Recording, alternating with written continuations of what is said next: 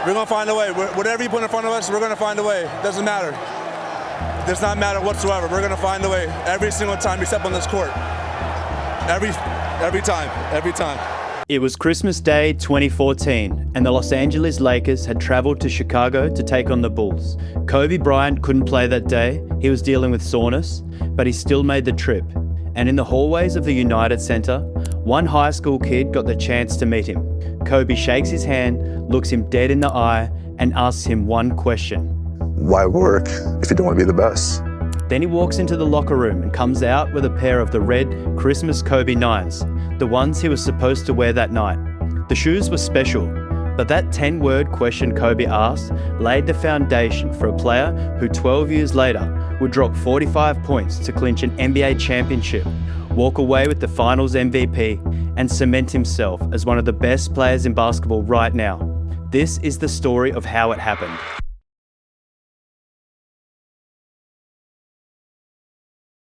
During his playing career, Kobe Bryant met thousands of kids and teenagers. Most of those encounters followed the same script. A young fan meets their favourite player, grabs a photo, maybe an autograph, and walks away with a memory they'll never forget. Jalen Brunson walked away with something more valuable than that. And this meeting wasn't some random coincidence. Long before Brunson ever stepped onto an NBA court, there was already a connection tying him to Kobe. It started with his father, Rick Brunson, a former NBA guard who spent years around the league. Growing up, Jalen was constantly surrounded by basketball, NBA players, and locker rooms. But the families went back even further than that. Jalen's mother, Sandra, and Kobe's sister, Sharia, both played varsity volleyball at Temple University. Years later, after Sandra married Rick, the family moved to Chicago when Rick joined the Bulls coaching staff. And it was there, in the Chicago suburbs, that a 14-year-old Jalen Brunson started making a name for himself as one of the most promising young players in Illinois. During his senior year of high school, Brunson's team was competing in the prestigious Proviso West Holiday Tournament, but on Christmas Day, there was no games scheduled. So instead of suiting up, Brunson and his mother found themselves inside the United Center, watching the Bulls take on the visiting Lakers. Kobe never played that night, and the Bulls cruised to a 113-93 win. But for Jalen, Kobe's sitting out turned into the best thing that could have happened, because thanks to a unique set of circumstances, the 17-year-old found himself face to face with his idol in a hallway of the United Center. After shaking his hand, Kobe looked at him and asked a simple question, just 10 words. Why work if you don't want to be the best? And as if that moment wasn't enough, Kobe had one more surprise. As Brunson later recalled, that quote will sit with me forever. Everything else is kind of a blur. And he had these red high-top Kobe 9s, the Christmas 9s, and the shoes just kind of fell into my hands. So here you go, these are for you. For most teenagers, the biggest takeaway from that day would have been the shoes. And at first, it was for Brunson too. Despite the bright red Kobe 9s clashing with Stevenson's green and white colours, Brunson wore them throughout the Proviso West Holiday Tournament. The results were immediate. He led Stevenson to the championship and walked away with tournament MVP honours. He even credited the shoes for the edge, saying, "Type of way when you're wearing a shoe like that, I feel like it gives you extra confidence boost when you see." But looking back, the shoes weren't the most valuable thing Kobe gave him that day. Those 10 words were. The sneakers helped Brunson win a tournament MVP. Kobe's message shaped the mindset that would define his entire career. Because a quote only matters if you actually live it. Most people hear inspiring words and move on. Brunson went to work. And what happened next, when nobody was watching, should have told everyone exactly what was coming.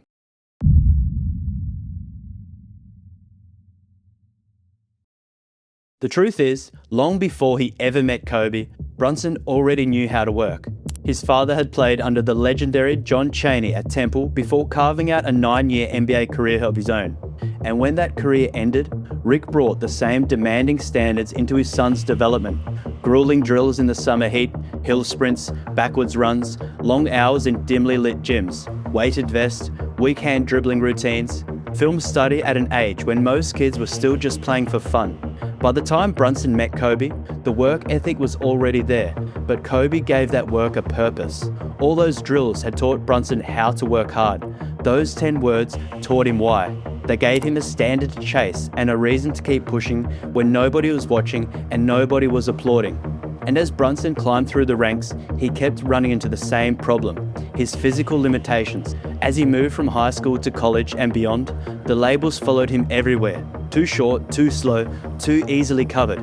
Every new stage seemed to present the same obstacle in a slightly different form. But Brunson never saw them as stopping points. He saw them as problems to solve. Every time the game pushed him down, he pushed back harder, obsessing over what he could control. Lavelle Moton, an assistant coach for USA Basketball's under-19s team, once described walking to the gym at 5:30 in the morning and finding Brunson already deep into a full workout, drenched in sweat before team practice even began. Brunson would routinely get up 500 makes. That repetition turned into production.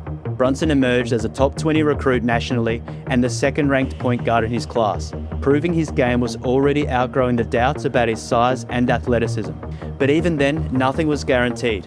When he arrived at Villanova, he stepped into a team that didn't need him right away.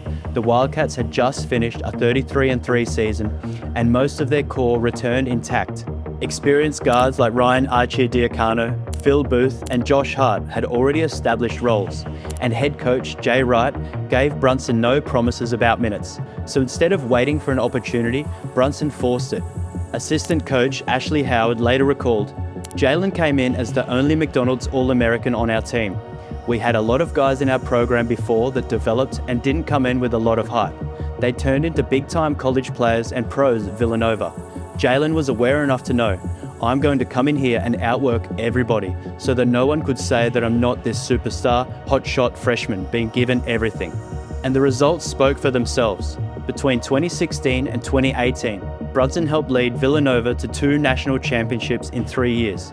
By his final season, he had become arguably the best player in college basketball, sweeping the Wooden Award, the Naismith Award, AP Player of the Year, and Sporting News College Basketball Athlete of the Decade.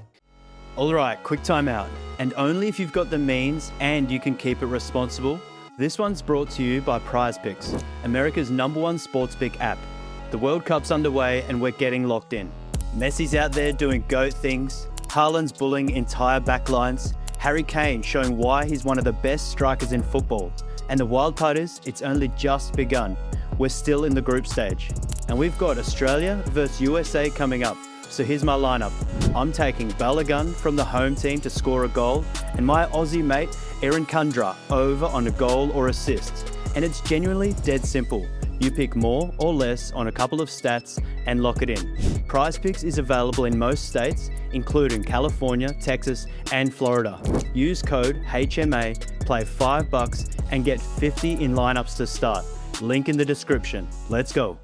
And yet, after winning 2 NCAA championships, it still wasn't enough to guarantee him a first-round selection in the 2018 NBA draft. The same issue followed him: his size, his athleticism. The same hurdles he'd had already cleared at every level were now being recycled as supposed limitations at the next. The verdict at the time was fairly clear. Brunson slipped into the second round, while 3 of his Villanova teammates heard their names called in the first. But not everyone saw it that way. Dallas Mavericks scout Kevin Stakehome described Brunson as having gold dust on him. That phrase made its way through the Mavericks scouting department, where it was defined in very simple terms: he just fucking wins. That was enough for then General Manager Donnie Nelson to take Brunson with the 33rd overall pick. For Brunson, draft night was just another label, another identity placed on him, and another opportunity to decide what he would do with it. Because just like Kobe before him, he had already made up his mind that nothing was going to stop him from getting where he wanted to go. And if he was going to get there, he understood one thing clearly: he had to be ready when the chance arrived. For Brunson, being ready was never about game night. It was about everything nobody sees: the empty gyms, the early mornings, the late nights with no fans, no cameras, and no noise. So when the Mavericks drafted him in 2018, he entered the league the way so many overlooked second-round picks do: quietly. For his first 2 seasons, he came off the bench, often stepping in only when injuries opened the door. Nothing guaranteed, just brief moments to prove he belonged. But those moments started stacking. By the 21-22 season, everything changed. Early injuries to Luka Doncic and Tim Hardaway Jr. forced Brunson into the starting lineup, and he didn't get his spot back. That year became the turning point, the breakout that reshaped how the league viewed him. and had set up his next move, a decision that would take him to New York. With the Knicks, Brunson stepped into a bigger market and bigger role. After just one season, he became a Most Improved Player finalist. From there, the rise accelerated. Over the next few seasons, he cemented himself as the Knicks' franchise cornerstone. In 4 years with New York, he's averaged 26 points per game, earned 3 All-NBA second-team selections, and led the team to the playoffs every single season, improving their standing year after year. Then came the breakthrough. In the 25-26 season, Brunson led the Knicks all the way to the NBA Finals for the first time in 27 years, and that brought everything full circle. Because in June 2026, on the biggest stage in basketball, those 10 words finally faced their ultimate test.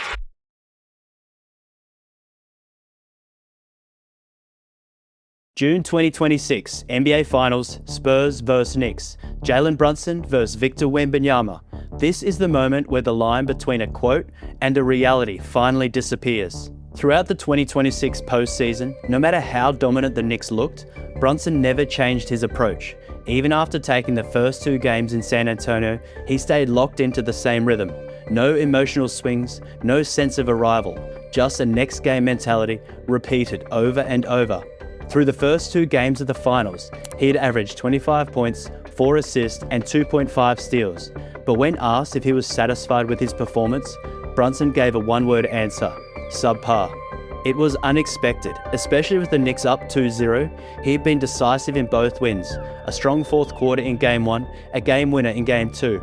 Moments most players would frame as proof of dominance, but Brunson saw a 33.9% shooting mark that didn't meet his standard. That was the same internal calibration he'd carried his entire career, the one that never moved just because the scoreboard did. When asked about the 2-0 lead heading back to Madison Square Garden, he kept the same tone: not until it's over. That line didn't just reflect the moment, it echoed history. It came on the 17th anniversary of Kobe's famous press conference after the Lakers went up 2-0 in the 2009 finals. When asked if he was satisfied, Kobe replied, "Still to be happy about. You're up 2-0. Job's not finished. Job finished? No, I don't think so. People want to know what it looks like in New York right now. Normally you guys wouldn't be here on a practice day. Are you looking around at all? Do you get a sense of it at all? Will you try and look, or not until it's over? Not until it's over. But momentum in the finals never stays still. Game 3 flipped it. The Spurs struck back, handing New York a loss that reminded everyone the series was far from over. Then came Game 4. At one point, the Knicks were down 29 points on their home floor, with the series hanging in the balance, one more collapse and the entire finals resets. But instead of unraveling, Brunson and the Knicks locked in. What followed became one of the greatest comebacks in NBA Finals history. Possession after possession, the deficit shrank, the energy shifted, and by the final stretch, New York had completely taken over and won the game. Brunson finished with 36 points, 5 rebounds, 7 assists, and 3 steals, leading the Knicks to a 3-1 series lead, 1 win from a championship, and even then, he didn't sound like a player on the verge of finishing the job. He sounded like someone who still hadn't started it. While the outside world shifted into Finals MVP debates and championship projections, Brunson stayed locked into something simpler: the next possession, the next stop, the next adjustment, one possession at a time. The irony is hard to miss. The man who once asked him that question was one of the most clutch players of his generation, and Brunson had built his own reputation in that same space, leading the league in multiple clutch time categories since arriving in New York, including fourth quarter playoff scoring. But none of that mattered yet, because greatness, as he understands it, isn't measured in stretches, it's measured at the finish line. And the biggest question heading into Game 5 was simple but impossible to quantify. How do you measure the weight of a 53-year championship drought? How do you carry the hopes of 8 million New Yorkers and become the answer of all of it? Those questions didn't get answered in a press conference. They didn't get answered in the first 3 quarters either. They were answered in the fourth. With less than 8 minutes left, the Knicks trailed 83-73. The season, the series, and everything built over the decades was slipping away. And that's when Brunson took over. The next 10 points all belonged to him, erasing the deficit and tying the game at 83 with 4:48 remaining. No panic, just response after response. Then came the moment that defined everything. With 1 minute and 5 seconds left, Brunson hit a bucket to give New York a 90-88 lead. From that point, the Knicks never gave it back. When the final buzzer sounded, it was over. Brunson and the Knicks had done what generations before them couldn't. They brought a championship back to New York. Game 5 belonged completely to Brunson. He finished with 45 points on 14 for 27 shooting, including 4 for 7 from 3 and 13 for 16 at the line, once again dragging the Knicks through a double-digit comeback in a closeout game on the road. In the final 8 minutes alone, he scored 15 points on drives, floaters, stepbacks, and impossible finishes that neither Dylan Harper nor Stephon Castle could contain, and not even Wembanyama could fully disrupt. Across the entire series, every game came down to the final minutes, and almost every time, Brunson had the answer. He averaged 32.6 points per game in the finals, with 11.2 of those coming in the fourth quarter alone. And while he shot 38.5% through the first 3 quarters, that number jumped to 51.4% in the fourth. By the end, Brunson had cemented himself as one of the most clutch performers in NBA history. And when the final honors were handed out, he was the unanimous choice for Finals MVP. There was nothing typical about this Knicks run.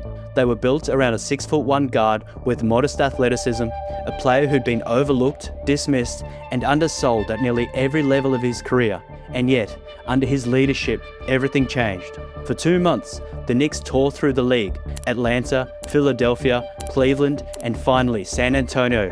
Every stop became another reminder that the expectations placed on them meant nothing once the game actually started. Brunson was never the prince that was promised. When the Knicks signed him to a 4-year, $104 million contract, many called it an overpay, a safe move, a solid starter but nothing more. Instead, he reset the standard and turned the Knicks back into the center of the basketball conversation, the way they hadn't been in generations. 12 years after that meeting in a Chicago hallway, the teenager finally answered Kobe's question. And when asked where his confidence comes from, Brunson put it into words himself. My confidence comes from my work ethic. Every time I got the ball, all I can think about is all the hours in the summer, making this a reality. So whenever I had the ball, I'm just thinking about just me alone in the gym.